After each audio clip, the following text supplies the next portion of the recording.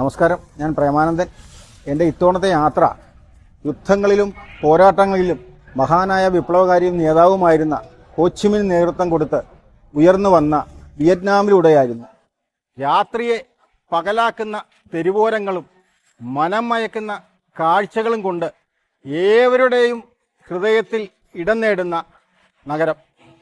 പഴമയുടെ ഗരിമയും ആധുനികതയുടെ ആർക്കിടെക്ചറും ഒത്തുചേർന്ന അതിഗംഭീരമായൊരു നഗരം.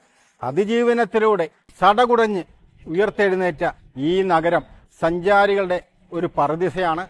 വിയറ്റ്നാമിൽ വരുന്ന ഏതൊരാളും സന്ദർശിക്കേണ്ട പ്രധാനപ്പെട്ട നഗരമാണ് ഹോച്ചിമിൻ സിറ്റി.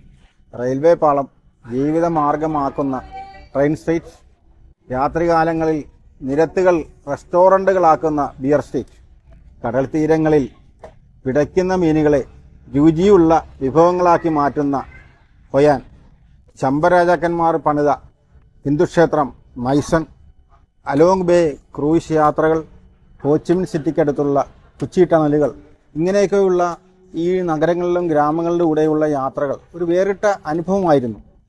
ഇതുകൂടാതെ എടുത്തു പറയേണ്ട ഒരു പ്രത്യേകമായ കാര്യം, ഇവിടുത്തെ ആളുകളുടെ ഏറ്റവും നല്ല പെരുമാറ്റവും ടൂറിസ്റ്റുകൾക്കും മറ്റുള്ളവർക്കുമുള്ള അടിസ്ഥാന സൗകര്യങ്ങൾ, ഇവിടുത്തെ വൃത്തിയും വെടിപ്പുകളും. ഏതൊരു രാജ്യവും ടൂറിസത്തിന് വലിയ മുൻഗണന നൽകുമെങ്കിൽ അത് മാതൃകയാക്കാവുന്ന ഒരു പ്രത്യേകത തന്നെയാണ്.